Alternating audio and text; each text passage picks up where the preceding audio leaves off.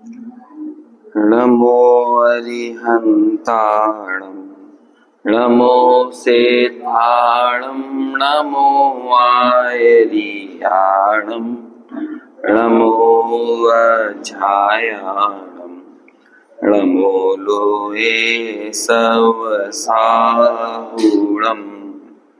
मंगलम भगवान वीरो मंगलम गौतमो गणी मंगलम कुंद कुंदाद्यो जैन धर्मोस्तु मंगलम सर्वमंगल मांगल्यम सर्वकल्याणकारकम प्रधानम सर्वधर्माणां जैनम जयतु साशिनम जैनम जयतु साशिनम वंदितु सर्वसिद्धे लोमचलमणोऽमं गदिं पत्ते बोच्छामि समय बाहुड मृणमो सुध केवली भणिदं नमः समय साराय स्वानुभूत्या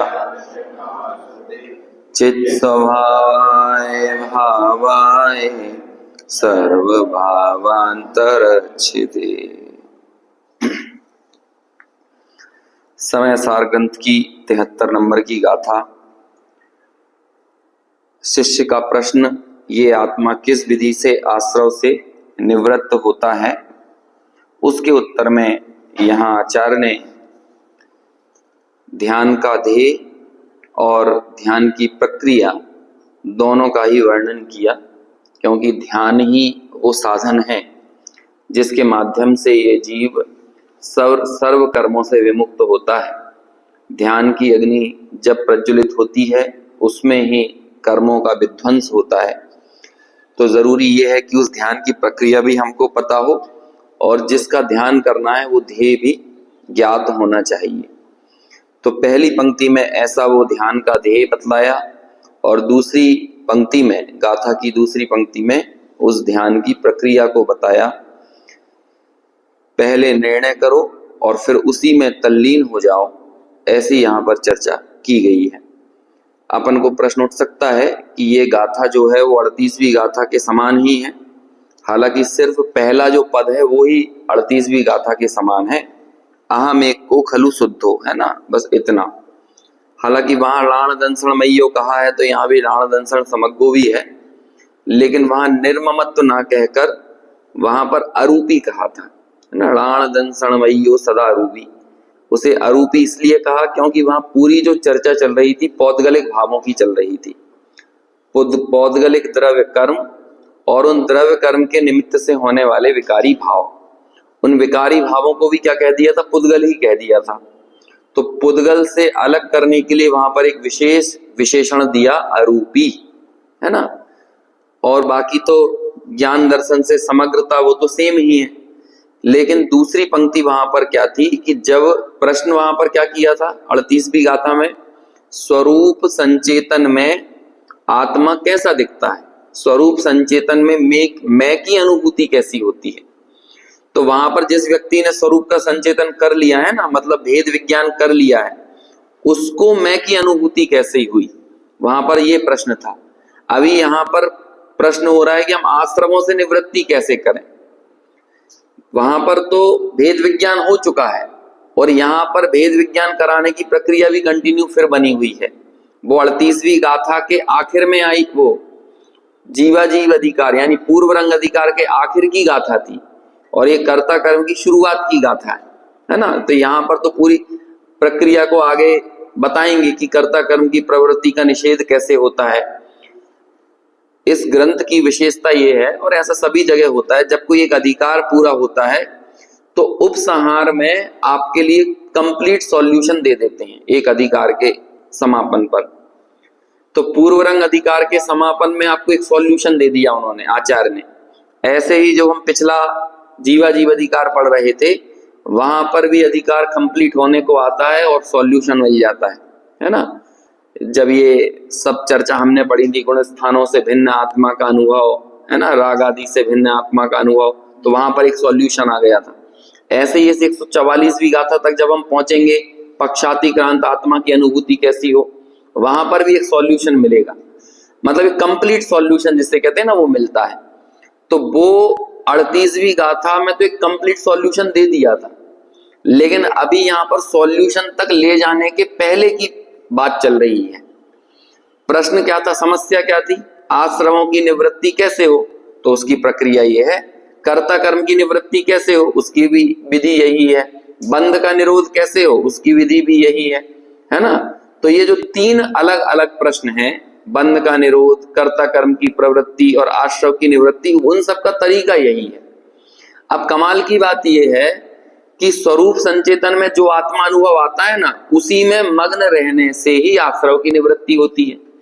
तो इस लिहाज से देखें तो 38वीं गाथा की विषय वस्तु और 73वीं गाथा की विषय वस्तु एक जैसी हो गई, है ना। लेकिन फिर भी चूंकि अलग अलग संदर्भ में ये गाथा लिखी गई हैं, तो उनका अर्थ भी कुछ अलग होगा।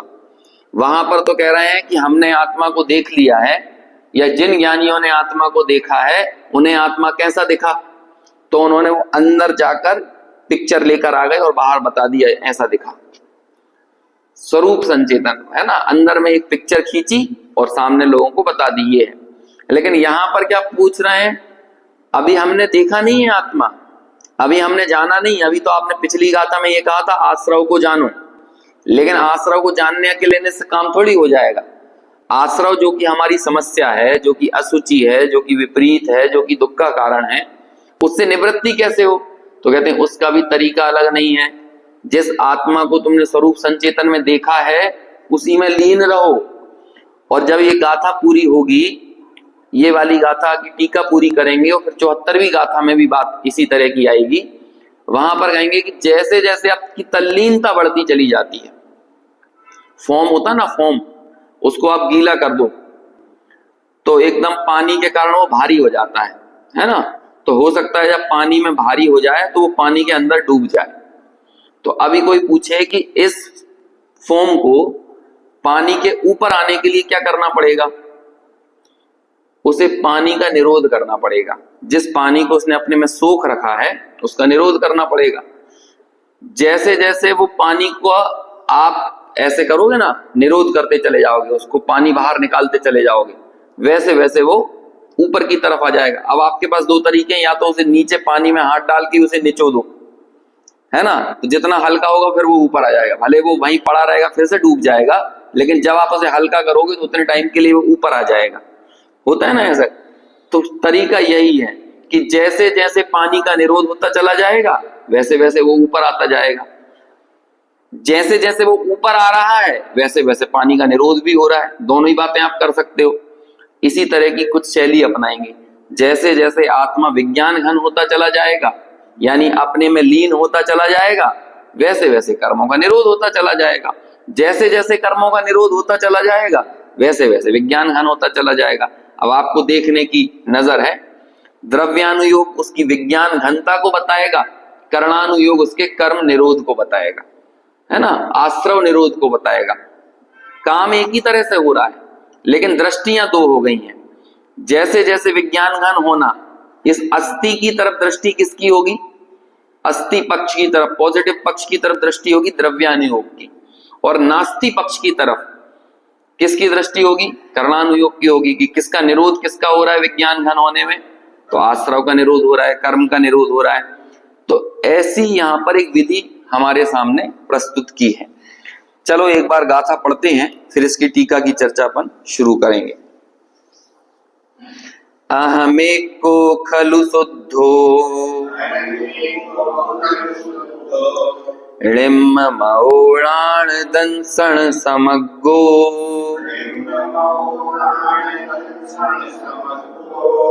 तम मिठे दो तच्चित्तो सव्वे ए देखयम णेमी। अनुवाद, मैं एक शुद्ध ममत्वहीन नरु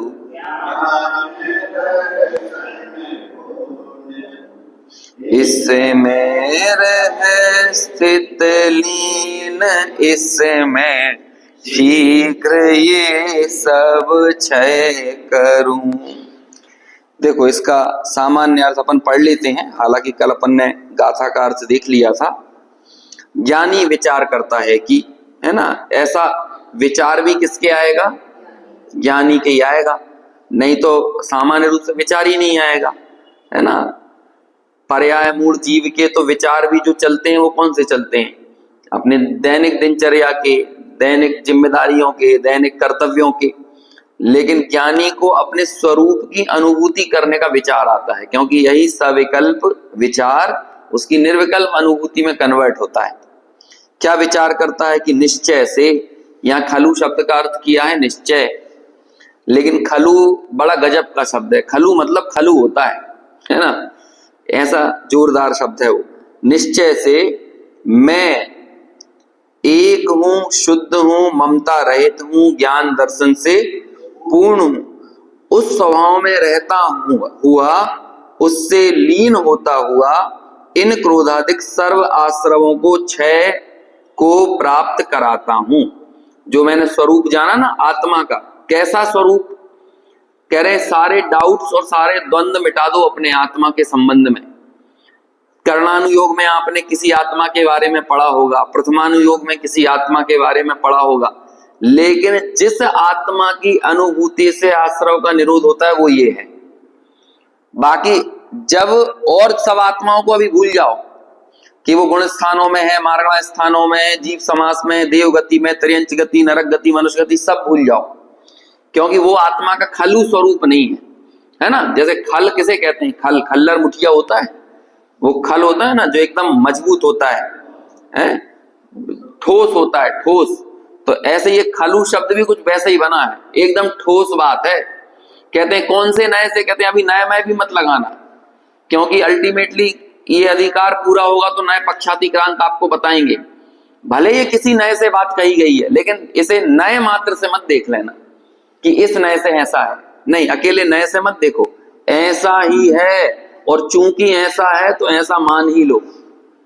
यदि आश्रव से निवृत्ति करने के वाकई में इच्छुक हो, यदि चाहते हो, ये तुम्हारे भीतर का जो प्रश्न किया था ना, किस विधि से ये आत्मा आश्रव से निवृत्त होता है, यदि ये तुम्हारा वास्तविक प्रश्न है, आचार्य का प्रश्न नहीं है, आपका प्रश्न है ना। आचार्य ने प्रश्न लिख दिया गाथा में, गाथा की उत्थानिका में, तो ये उनका प्रश्न नहीं है, ये तो उस प्रत्येक जीव मात्र का प्रश्न है जो आश्रव से निवृत्ति करना चाहता है। क्योंकि कल हमने चर्चा की थी कि आश्रव को यदि दुखकारी कहा है तो उसकी भाव भासना करो। यदि आश्रव की भाव भासना नहीं है तो आश्रव तत्व का श्रद्धान नहीं है।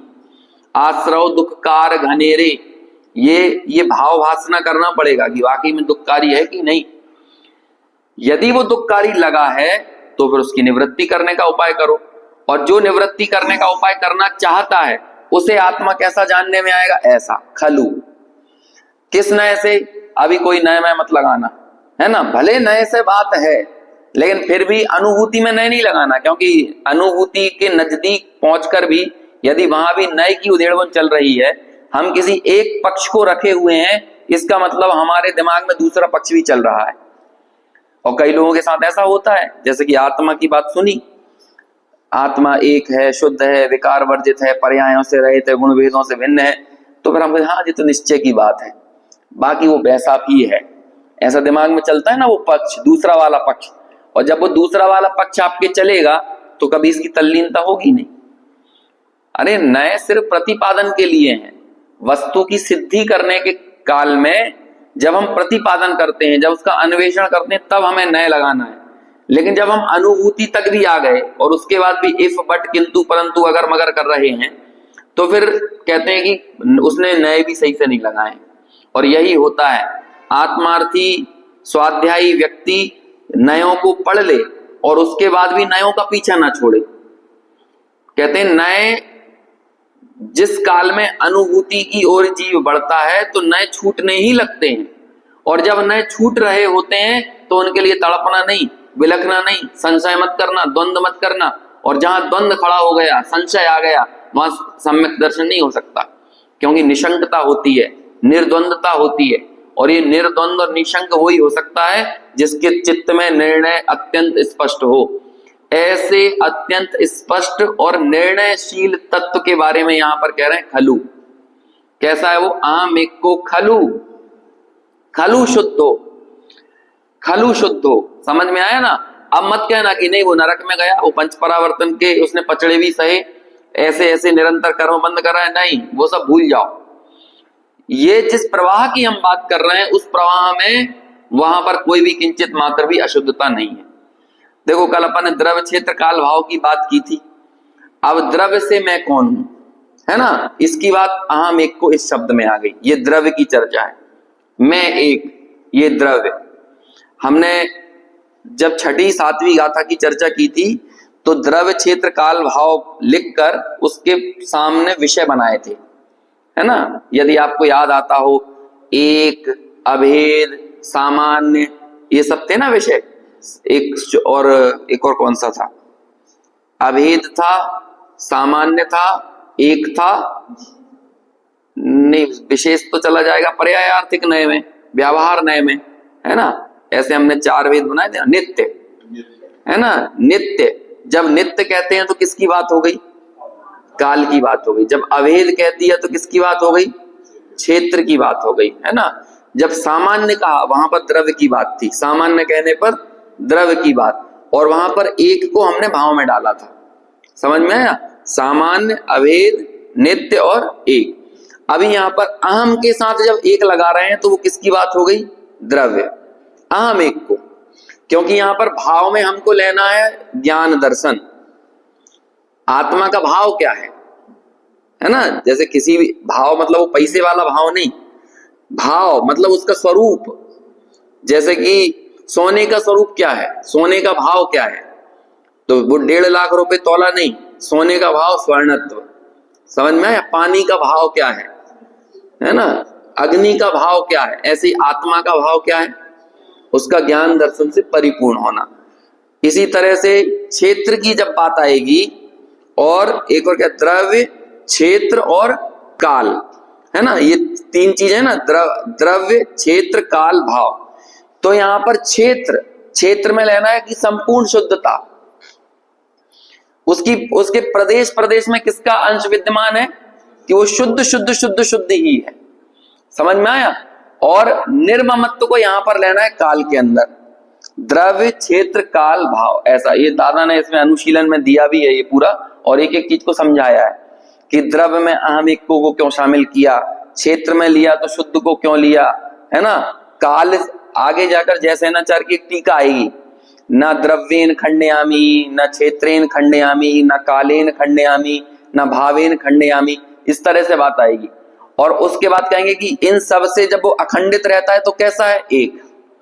यदि वहां पर उन चारों चीजों को किस में गर्भित कर दिया? एक है।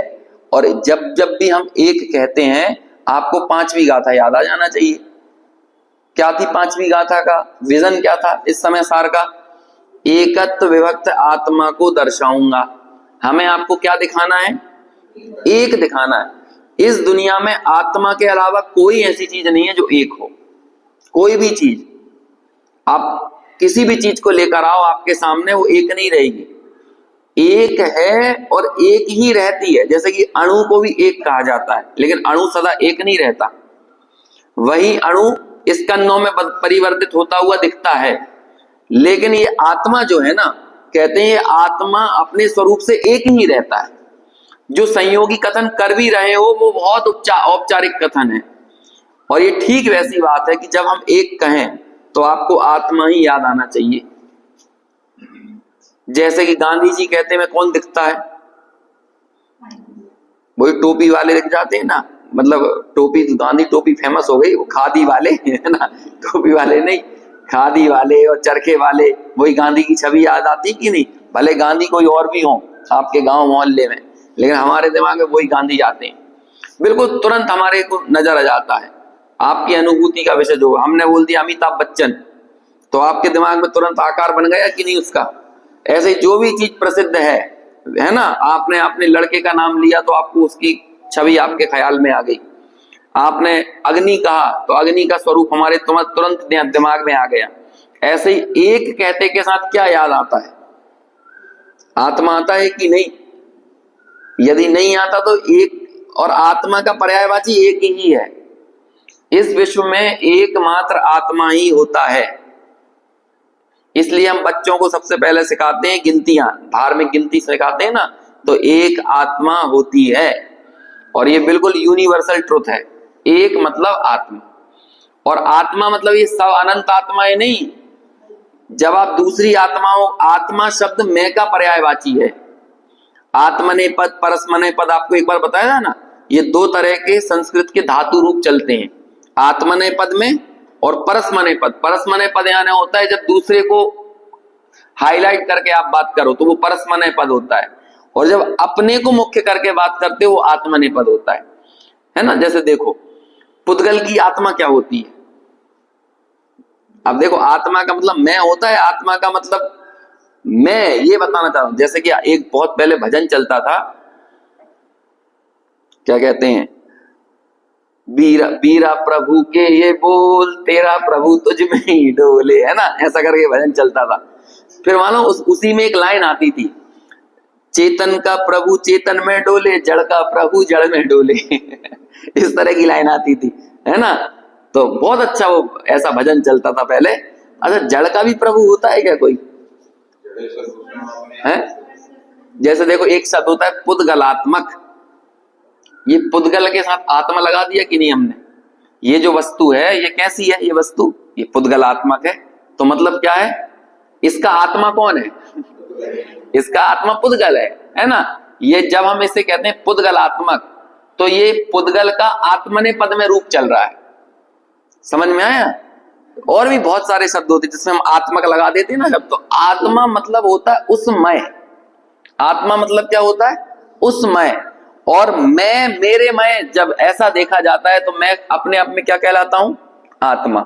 जैसे कि आगम के लिए मैं हूं जीव, लेकिन अध्यात्म के लिए मैं कौन हूं? आत्मा।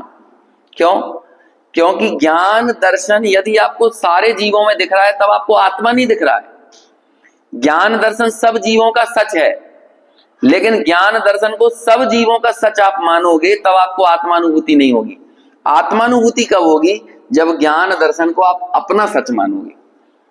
इसलिए आगम यदि अध्यात्म के बगैर हो तो वो सिर्फ फैक्ट्स है, वो जिनवाणी नहीं है। यदि अध्यात्म के बगैर आगम को रख दिया जाए, आप पूरा आगम पढ़ रहे हो जिसमें कि देखो आपको दिख रहा है पंच परावर्तन में जीव यहां गया, है ना, फिर नरक में ऐसे दुख सहे, त्रियंच में ऐसे सहे, निगोद में ऐसा रहा, बादर ऐसा था, सूक्ष्म ऐसा था, पर्याप्त ऐसा था, अपर्याप्त ऐसा था।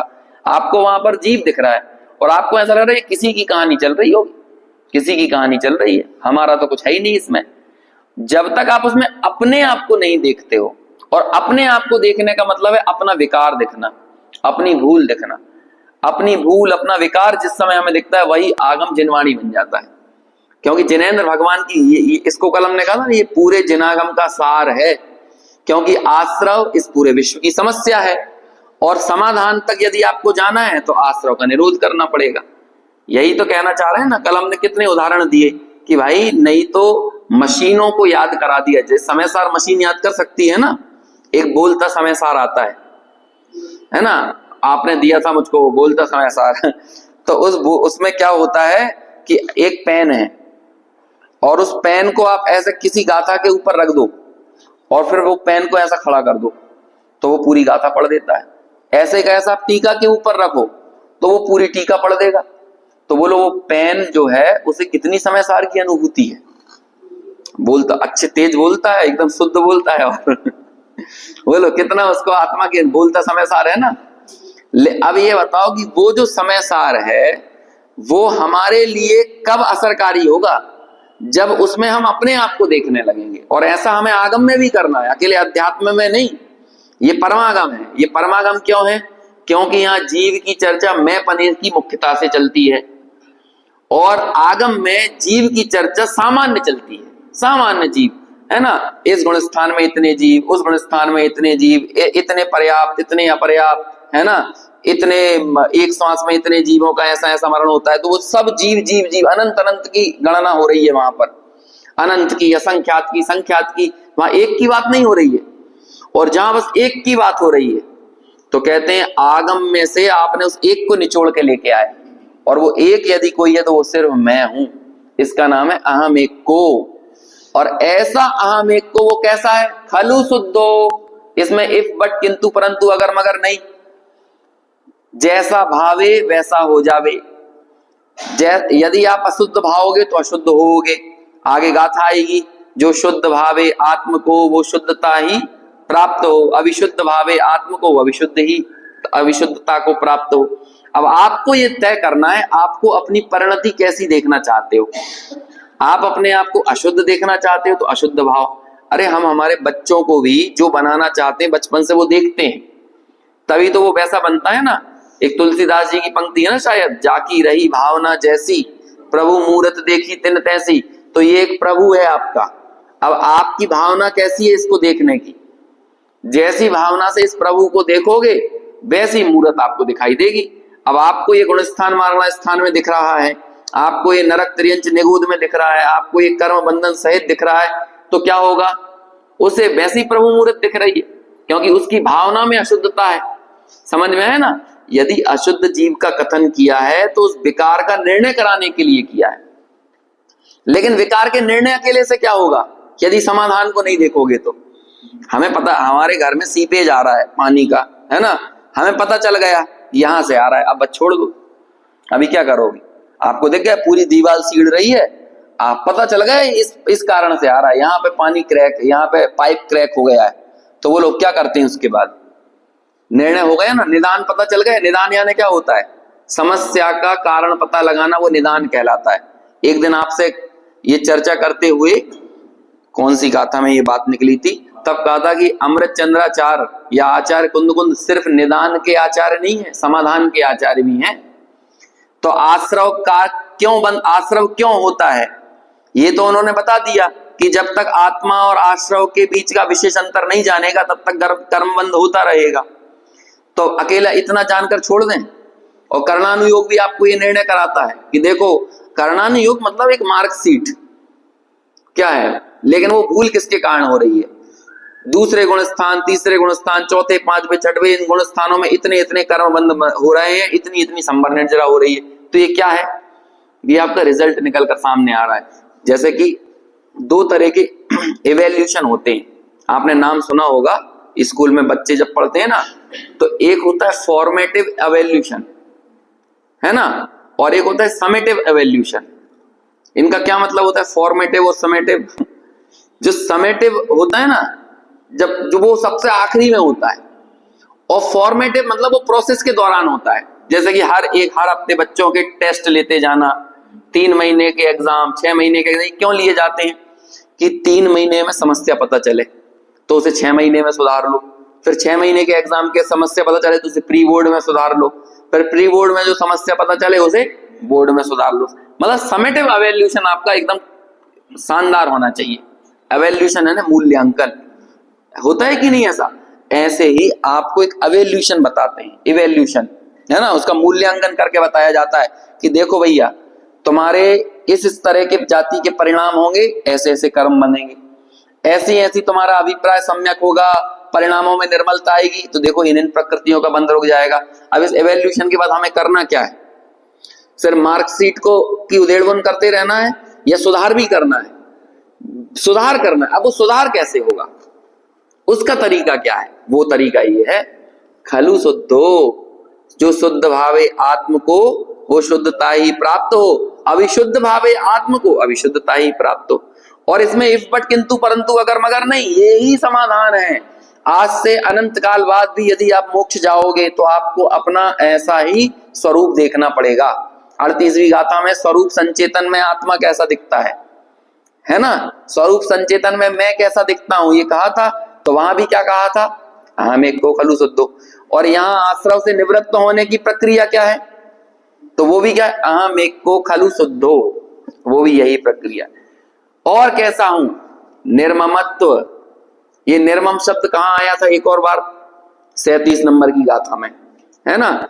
ये मोह मेरा कुछ नहीं, तो ये मोह मेरा कुछ नहीं का मतलब क्या होता है?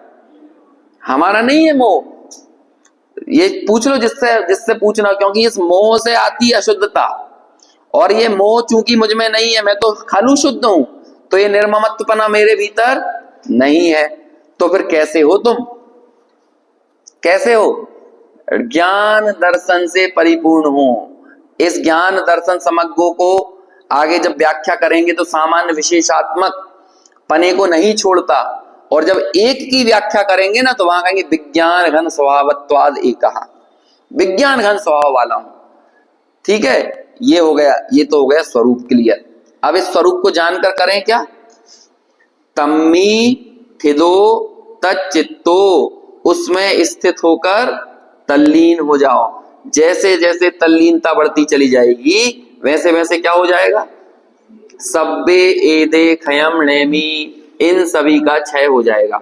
देखो, सम्यक दर्शन करने के लिए आत्मा को जानना, पांचवा गुण स्थान करने के लिए भी आत्मा को जानना, छठवें सातवें गुण स्थान में भी आत्मा को जानना, श्रेणी चढ़ने के लिए भी आत्मा को जानना, पूर्ण वीतरागी होने के लिए भी आत्मा को जानना, और केवल ज्ञानी होने के लिए भी आत्मा को जानना। जब एक ही आत्मा को जान रहे हैं तो फिर ये इतना वेरिएशन क्यों आ रहा है?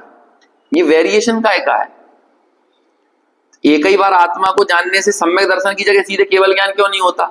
जब आत्मा ये देखना तो एक को ही हो रहा है ना, किसी अन्य को तो देख नहीं रहे। कि अलग अलग को देख रहे होते तो गुणस्थानों का वेरिएशन होता, एक को ही देखने पर गुणस्थानों का वेरिएशन हो रहा है। क्यों हो रहा है? फर्क किसके कारण है? देखा एक को ही जा रहा है लेकिन फर्क पड़ रहा है। किसका फर्क है ये? देखो, निर्णय तो चौथे में पक्का हो गया है, एकदम ठोस, जैसा सिद्धों का। इसलिए कहते हैं ना, सिद्धों का श्रद्धान और चौथे गुण स्थानवर्ती के श्रद्धान में कोई अंतर नहीं, ऐसा ऐसा कह दिया जाता है ना। क्यों? क्योंकि दोनों की दृष्टि एक ही तरफ है, दोनों के अभिप्राय में एक एक मैं की अनुभूति सम्यक है। सिद्धों का हो चाहे सम्यक दृष्टि का हो, अविरत सम्यक दृष्टि का हो, लेकिन फर्क कहां पड़ता है? मगनता में, लीनता में। हाँ, जो आप बोल रहे हो ना, मगनता। जैसी पांचवे वाले की मगनता है वैसी चौथे की नहीं है। जैसी पांचवे की मगनता है उसकी ढीली है थोड़ी, पांचवे की, छठे सातवें की और प्रबल है। और जैसी छठे सातवें की मगनता है उसकी तुलना में श्रेणी चढ़ने वालों की मगनता और विशेष है, पूर्ण वीतरागी की मगनता और विशेष है ना। और फिर केवल ज्ञान हो गया तो एकदम ठोस, ठोस हो गए कि नहीं, एकदम परिपूर्ण। इसे बोलते हैं, जैसे बोलते हैं परमाणु गाढ़। अब इससे ज्यादा गाढ़ा नहीं किया जा सकता है ना, इसे बोलते हैं परमाणु गाढ़ चारित्र। तो ऐसी मगनता का फर्क पड़ता है। अब देखो क्या हो रहा है, जब मगनता बढ़ गई तो आगे आगे गुण स्थानों में क्या हो रहा है? विशेष कर्मों का निरोध बढ़ रहा है। समझ में आ रहा है? आगे हो क्या रहा है?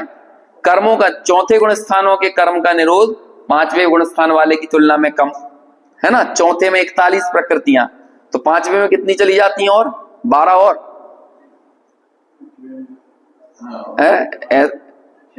6 और चली जाती हैं। तो 6 और चली गई, तो चौथे में 41 गई, तो 6 और चली गई तो कितनी हुई? 47। फिर आगे आप और छठे सातवें में आओगे तो और ज्यादा, फिर 8वें 9वें 10वें में और ज्यादा। तो ये क्या हो रहा है? कर्म का निरोध। तो कर्म का निरोध कैसे? जादू से हो रहा है क्या? नहीं, मगनता से हो रहा है। ये तम्मी ठिदो तच्चित्तो, निर्णय आपने ऊपर वाली लाइन से किया और नीचे वाली लाइन से आप क्या कर रहे हो? उसी में मगन, उसी में मगन, उसी में मगन। और देखो, सुख का जो सीधा संबंध है, सुख के वृद्धिंगत होने का संबंध हमारी मगनता से। जैसे कि हमारे पड़ोसी का बच्चा छत से गिर गया और हमारा बच्चा गिर गया। अब देखो, सुख और दुख के संबंध में मगनता किस तरह से भूमिका निभाती है। पड़ोसी के बच्चे के गिरने पे हम उतने दुखी नहीं हुए, दुख हुआ थोड़ा बहुत लेकिन उतना नहीं हुआ। और वो यदि पाकिस्तान में कोई बच्चा गिर जाए तो हो सकता है वो सुख दुख सुख में बदल जाए कई बार बड़ा अजीब होता है कि पाकिस्तान में भूकंप आ जाए और वहां पे 1000 5000 लोग मर जाए तो लोग खुशी मनाने लगते हैं। अरे भाई, वो भी संगी पंचेंद्रिय जीव थे, है ना। तुम बेफिजूल में क्यों किसी के, एक बार उस चीज को उसकी जगह बैठकर सोचो, उसके जीवन के स्थान पर जाकर सोचो, है ना। जब किन्हीं जगह इस तरह के बम युद्ध के हालात होते हैं तो कोई बच्चे मरते होंगे तो उनके माता पिता की जो रागात्मक उनकी वासना पड़ी हुई है, वो कितनी ठोस है, और उनकी पीड़ा में आप आनंद उठा रहे हो। तो किसी की पर पीड़ा से आनंद उठाने वाला व्यक्ति मनुष्य तो नहीं हो सकता, है ना, इंसान नहीं हो सकता। वो भगवान बनने की बात तो बहुत दूर की है ना। गांधी जी ने जिंदगी भर वो एक भजन गुनगुनाया है ना, वैष्णव जन तो तेने कहिए पीर पराई जाने रे। तो ये इंसान होने की प्राथमिक शर्त है। तो वो कोई भी व्यक्ति हो, अरे जब हम हमारे जिन शासन में तो एक इंद्रिय जीव की पीड़ा को भी हम अनुभूत करते हैं। कहते हैं कि आप अपनी इस पर्याय मूर्ता में इतने ईगो सेंट्रिक मत हो कि आपको दूसरे जीव दिखाई नहीं दे, है ना। जैसे हम अवक्ष भक्षण कर रहे हैं तो ये हमारी ईगो सेंट्रिकनेस है, मतलब हमारी पर्याय मूर्ता इतनी महत्वपूर्ण है हमारे लिए, कोई जीव मरे चाहे जिए हमारे मुंह का स्वाद कम नहीं होना चाहिए। तो ये पर्याय मूर्ता की पराकाष्ठा कहलाती है। समझ में आया? इसलिए अन्याय अनीति अभक्ष एक शर्त लगाई ना कि आत्मानुभूति के नजदीक जाते वक्त अन्याय अनीति अभक्ष से क्रमशः वो निवृत्त होता चला जाता है। तो मुनिराज के जीवन में चूंकि स्वरूप की अनुभूति, स्वरूप का संचेतन इतना प्रगाढ़ है और पर्याय मूर्ता चली गई है, तो फिर उनको उनकी जो हिंसा करने का किसी भी तरह का कृत्य कारित अनुमोदना इतनी पराकाष्ठा है उनकी अहिंसा की कि वो सांस भी अनावश्यक नहीं लेना चाहते, है ना। उठना बैठना भी अनावश्यक नहीं करना चाहते, शरीर की नेचुरल क्रियाएं भी बिल्कुल अनावश्यक नहीं होंगी। वो जानते हैं कि भाई शरीर जब गतिमान होगा तो कुछ तो जीव मरेंगे, लेकिन बुद्धि पूर्वक जितनी यत्नाचार पूर्वक जितनी भी हिंसा से वे बच सकते हैं वो बचते हैं। ये क्यों हुआ? पर्याय मूर्ता जाने से। और जिसकी पर्याय मूर्ता सघन होती चली जाती है उसे कुछ नहीं दिखता है, कुछ नहीं। ये पूरी दुनिया जो है नाच रही है पर्याय मूर्ता, वास्तव में पर्याय मूर्ता में नाच रही है। ये जो पागल हो गई ना दुनिया, ये पर्याय मूर्ता के पैमाने बढ़े हुए हैं बस। जिसे कहते हैं ना मिथ्यात्व का अनुभागहीन होना और मिथ्यात्व का अनुभाग प्रबल होना। अब जिनका मिथ्यात्व का अनुभाग प्रबल हो उन्हें आत्मा शब्द से नफरत होती है। क्या आत्मा आत्मा की बात करते रहते, जैसे गुरुदेव से लोग नफरत करते हैं, वो वास्तव में आत्मा शब्द से नफरत करते हैं। क्योंकि उन्होंने क्या काम किया है, कांजी स्वामी ने क्या काम किया जिंदगी भर, एक आत्मा ही तो कहा ना, ये भगवान आत्मा, ये भगवान आत्मा का लोग मजाक उड़ाने लगते हैं, है ना, कि आत्मा आत्मा जानने से क्या होगा, है ये इसमें ये बात समझ में आती है, दया करो दान करो, है ना, ये सब तो समझ में आती है। अरे भाई ये दया दान हमारा टेम्परेरी है जब तक हम आत्मा की अनुभूति नहीं करते हैं, क्योंकि ये सब परिणामों में उद्वेग आता है चला जाता है। यदि आपको वास्तव में, कल बात की थी ना, अशरीरी होना ही इस विश्व के ऊपर हमारी सबसे बड़ी दया है, और अशरीरी होने का मार्ग ये वाली ये जो प्रक्रिया यहाँ पर हमें समझा रहे हैं ना, इस प्रक्रिया से आगे बढ़ता है। चलो अब हम इसके टीका के आधार से एक एक पंक्ति पर चर्चा आगे बढ़ाते हैं, और एक एक लाइन बड़ी महत्वपूर्ण है इसकी। देखो अहम मतलब क्या, अहम यानी क्या, अकेले अहम, अहम ये मैं तो है, लेकिन अब मैं तो कौन सा मैं, ये मैं, सबके मैं अलग अलग हैं, है ना। कोई कहता है ये मकान भी हम ही है, ये दुकान भी हम ही है, ये पद जो है ना ये हम ही है, अपनी अपनी ऑफिस का कैबिन, अपनी ऑफिस की कुर्सी, वो सब भी लोगों को मैं लगती है। अपना यश भी लोगों को मैं लगता है, यश रहेगा तो मैं रहूंगा, बच्चे रहेंगे तो मैं रहूंगा, मैं मतलब क्या। तो देखो ऐसा ठोस मंत्र देते हैं आचार्य अमृत चंद्र। अब मैं संस्कृत से ही पढ़ता हूं, है ना, फिर उसका अपने हिंदी करेंगे। मंत्र तो संस्कृत में अच्छे लगते हैं ना। अहम अयम आत्मा प्रत्यक्षम अक्षुण्णम अनंतम चिन्ह मात्रम ज्योति, है ना। बस इधर रुक जाओ, कहां तक पढ़ा अपन ने? अहम अयम आत्मा प्रत्यक्षम अक्षुण्णम अनंतम चिन्मात्रम ज्योति, मैं यह। अब ये यह का मतलब क्या होता है? यह का मतलब क्या होता है? बच्चों को सिखाया जाता है दिस डेट सिखाते हैं ना। हाँ, जो नजदीक हो वो दिस है और जो दूर हो वो क्या है? दैट, यानी वह होता है। जैसे कि बच्चों के सामने ऐसा रख दिया, तो बोलो बेटा इन दोनों को बोलो, क्या बोलेंगे कि दिस डस्टर दैट रिमोट, है ना। तो ये दिस क्यों है? क्योंकि ये पास है ना। दिस माइक दैट मोबाइल, ऐसा होता जाएगा ना। अब आप ये बताओ आपके सबसे नजदीक कौन है? अयम, अयम यानी वो होता है ना। जैसे कि कोई ये बोले कि दिस बॉडी और दैट क्लॉथ्स, है ना। तो दिस बॉडी, ये दिस बॉडी भी दैट है, जो आपको दिस लग रही है ना, ये भी दैट है, ये यह नहीं है, वह है। यह सबसे नजदीक की चीज होती है। तो सबसे नजदीक के लिए अहम अयम आत्मा, अहम अयम आत्मा। अब शब्दों में तो इतना ही कह सकते हैं, अब कहां से दिखा दें, जो महसूस कर रहे हैं आचार्य वो कैसे आपको बता दें। अयम आत्मा, अयम आत्मा के अलावा कुछ भी यह नहीं है, सब वह है। समझ में आ गया। आपका शरीर, आपके कर्म, शरीर के भी अंदर आ जाओ, कर्म, विकारी भाव, वो भी वह है। वह क्रोध है, यह क्रोध नहीं है। समझ में आया कि नहीं? वो भी वह है। ये हमारे औदैहिक भाव, ये भी क्या है? ये सब वह है। जब हम अयम आत्मा, क्योंकि मैं किसको देख रहा हूं? अयम आत्मा। अच्छा, अयम आत्मा, आप द्रव्य क्षेत्र काल भाव से जिस आत्मा को बता रहे हैं वो कैसा है? कहां दिखता है? किसे दिखता है? दिखता भी है कि नहीं दिखता है? अरे दिखता है, प्रत्यक्षम। तो कौन सा प्रत्यक्ष है? हमें तो कभी नहीं दिखता है, क्योंकि प्रत्यक्ष तो इस विश्व में यदि कुछ होता है तो सिर्फ केवल ज्ञान होता है। केवल ज्ञान सकल प्रत्यक्ष होता है, और अवधि और मना पर्याय ज्ञान विकल्प प्रत्यक्ष होते हैं। एक देश प्रत्यक्ष भी जिसे कहते हैं, होते हैं ना। अभी हमको ना अवधि ज्ञान है, ना मना पर्याय ज्ञान है, और ना केवल ज्ञान है, तो फिर बोलो हमें आत्मा प्रत्यक्ष कैसे हो सकता है? हमने रहस्यपूर्ण चिट्ठी में यही प्रश्न थे। रहस्यपूर्ण चिट्ठी 2 साल पहले अपन ने पढ़ी थी, है ना। एक बार उसको देखना, बहुत अच्छी है। रहस्यपूर्ण चिट्ठी मतलब सम्यक दर्शन का रोड मैप, ऐसी है वो। तो वहां पर ये एक प्रश्न किया था, ये किया था ना कि भैया मति और शुद्ध ज्ञान तो परोक्ष होते हैं, लेकिन इस परोक्ष ज्ञान में आत्मा प्रत्यक्ष कैसे हो सकता है? क्योंकि प्रत्यक्ष तो होता है या तो अवधि ज्ञान, मना पर्याय ज्ञान, या केवल ज्ञान, तीनों ही हमको नहीं है। तो कहते हैं भैया ये श्रद्धा के भेद हैं। यहाँ पर हम जो प्रत्यक्ष की बात कर रहे हैं वो अनुभूति की बात कर रहे हैं। और कहते हैं जो आत्मा की अनुभूति में जो आनंद पैदा होता है वो, उसे हम परोक्ष नहीं कह सकते, वो परोक्ष आनंद नहीं है, वो प्रत्यक्ष है। मेरे लिए मैं प्रत्यक्ष हूं, समझ में आया? मेरे लिए मैं ही परोक्ष हो जाऊंगा तो फिर कहते हैं कि मुझे अपनी कभी अनुभूति नहीं होगी। अरे लोक में एक हमने कचरा बीनने वाला था और किसी घूरे के ऊपर पड़ा हुआ था। अब वो बेहोश सा पड़ा, निश्चेत टाइप का पड़ा हुआ था, उसे उठाकर ले गए और भोपाल के सबसे बड़े हॉस्पिटल में, एम्स में भर्ती करा दिया उसको। और एम्स के सबसे बड़े डॉक्टर थे, उन्होंने देखा अरे ये तो मर गया है, चलो इसका डेथ सर्टिफिकेट बनाओ, और उस पर उन्होंने साइन कर दिए। थोड़ी देर बाद वो अरे साहब हम जिंदा है बोल के बोलता है कि हम जिंदा है। तो बाकी सब लोग बोलते हैं इतने बड़े डॉक्टर ने तुझे मरा हुआ बोल दिया है ना, तू कहां से जिंदा हो सकता है? हैं? तू कचरा उठाने वाला, घूरा उठाने वाला, तेरे में बुद्धि नहीं, दिमाग नहीं, तू इतने बड़े डॉक्टर को चैलेंज कर रहा है। पता है वो कहां से पढ़ के आए?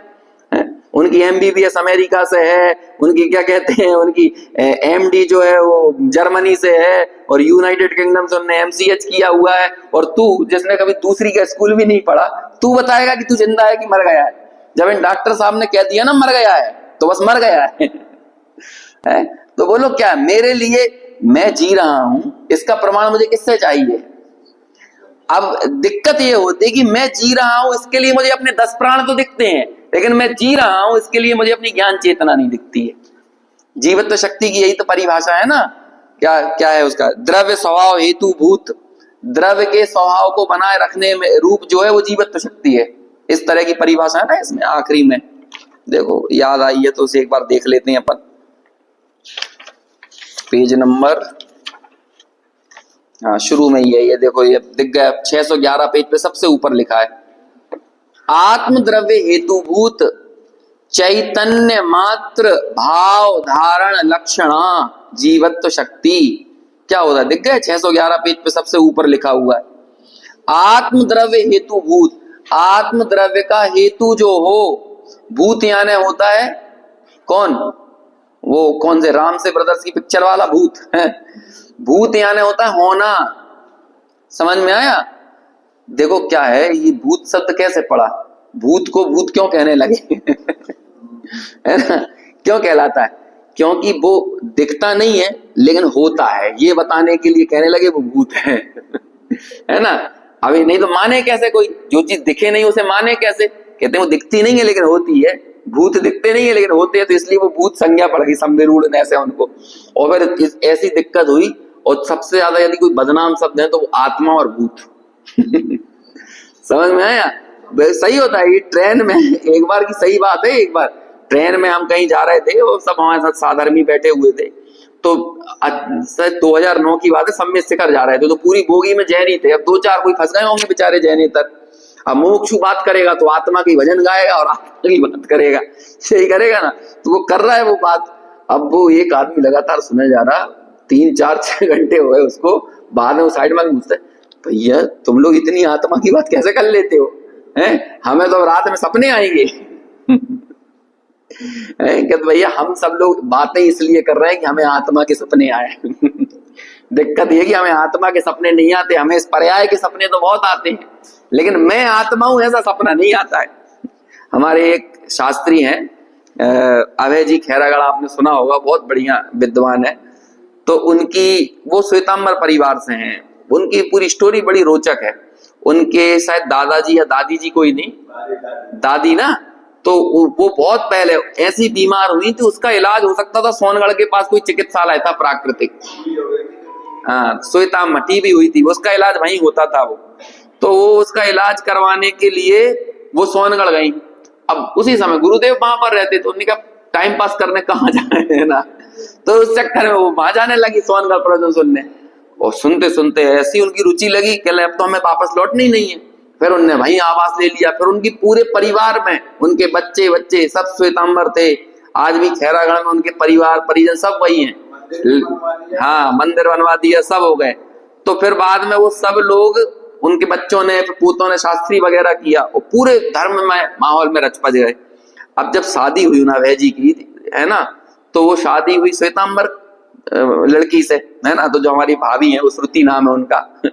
तो अब वो आई, तो अब वो पति देव प्रवचन करते थे। अब पत्नी को मजबूरी में बैठना पड़ेगा, तो करे क्या। तो वो बस सुनती रहे, वो सुनती रहे।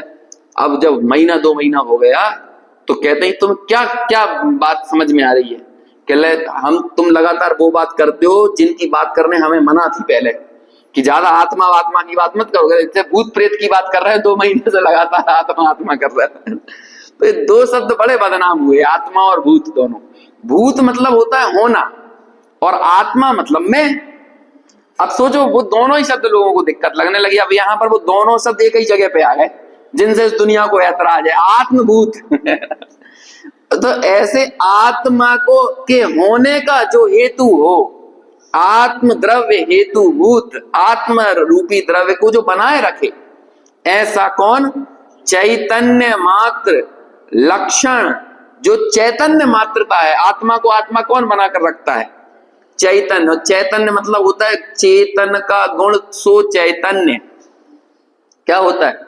चेतन का गुण सो चैतन्य। अब बोलो, चेतन का गुण कौन है? ज्ञान दर्शन, मतलब उपयोग।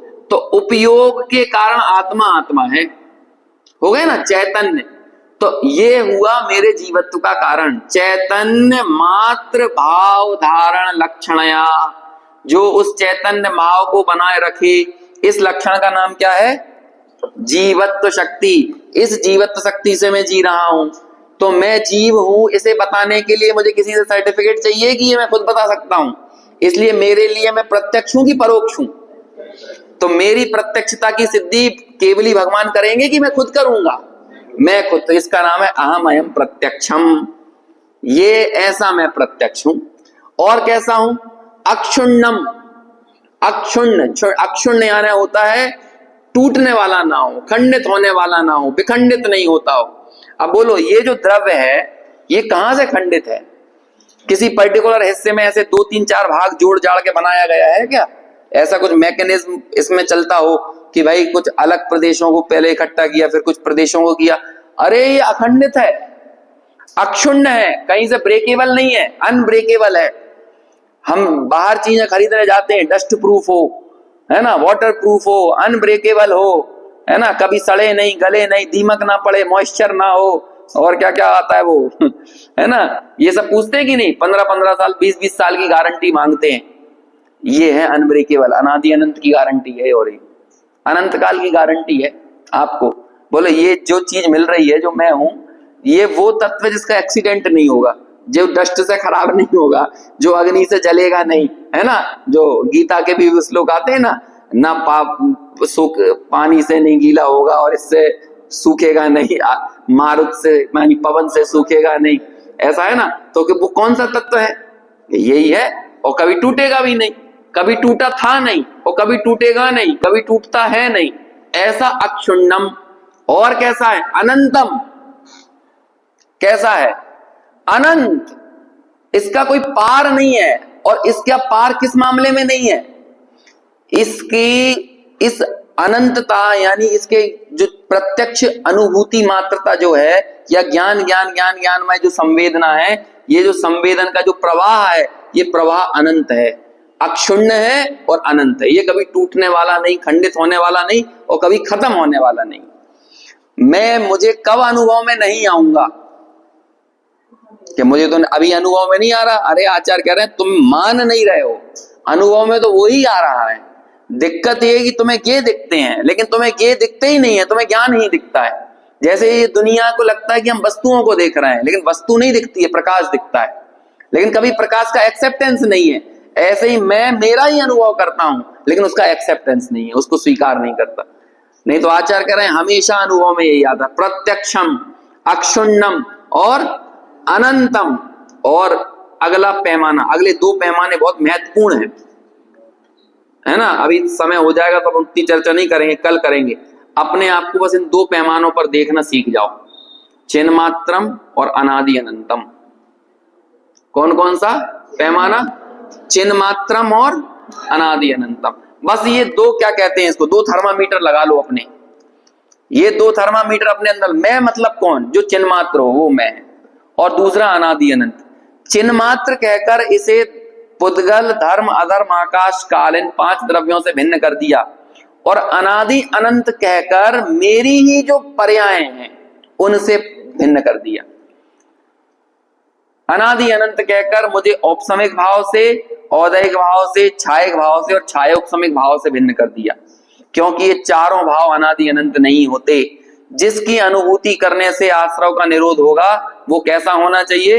अनादि अनंत। अनादि अनंत है तो प्रत्यक्ष है और अक्षुण्ण है, अनंत है। ये जो पहला वाला अनंत था वो रेगुलर बरतने वाला प्रभाव, और ये जो अनादि अनंत वाली बात आ रही है ना, ये है उसे काल से वो निरंतर रहना चाहिए। उस गुण को अनंत बनाए रखना, वो अनंत में पहले ले लिया, और जो काल से नित्य रहने वाला हो उसे अनादि अनंत में ले लिया। तो ऐसा करके क्या कह रहे हैं? चिन्मात्र है और अनादि अनंत है। अनादि अनंत में महासत्ता गर्भित हो जाती है, और चिन्मात्र कहने में आवांतर सत्ता यानी स्वरूप अस्तित्व गर्भित होता है। ये है ना जो सादृश्य अस्तित्व, क्योंकि अनादि अनंत तो पुद्गल, धर्म, अधर्म, आकाश, काल भी है, लेकिन ये दोनों थर्मामीटर एक साथ होना चाहिए। कौन कौन से? जो चिन्मात्र भी हो और अनादि अनंत भी हो। तो मुझ में अनादि अनंतता किसके कारण है? अपने ज्ञान दर्शन स्वभाव के कारण। मुझ में अनादि अनंतता आने जाने वाले वो औपसमिक आदि भावों के कारण नहीं है, मति शुद्ध ज्ञान के कारण नहीं है, केवल ज्ञान के कारण भी नहीं है। क्योंकि केवल ज्ञान कैसा है? सादि अनंत है, अनादि अनंत नहीं है। तो ऐसा ये अभी इतना ही मंत्र पढ़ के अभी बात पूरी करते हैं। क्या पढ़ा अपन ने अभी? अहम अयम प्रत्यक्ष, अहम अयम आत्मा प्रत्यक्षम अक्षुण्णम अनंतम चिन्मात्रम ज्योति, है ना। एक हमने बोनस में पढ़ लिया अनाद्य अनंत, है ना। चिन्मात्रम ज्योति, अभी इतना तो याद रखना, अहम अयम आत्मा प्रत्यक्षम अक्षुण्णम अनंतम चिन्मात्र ज्योति। देखो इसे नीचे में यहां तक पढ़ लेता हूं, एकूं तक हिंदी। मैं यह आत्मा प्रत्यक्ष अखंड अनंत चिन्मात्र ज्योति, अनादि अनंत नित्य उदय रूप विज्ञान घन स्वभावत्व के कारण एक हूं। अब ये जो आगे का जो विशेषण है इसकी चर्चा अपन आगे कल करेंगे।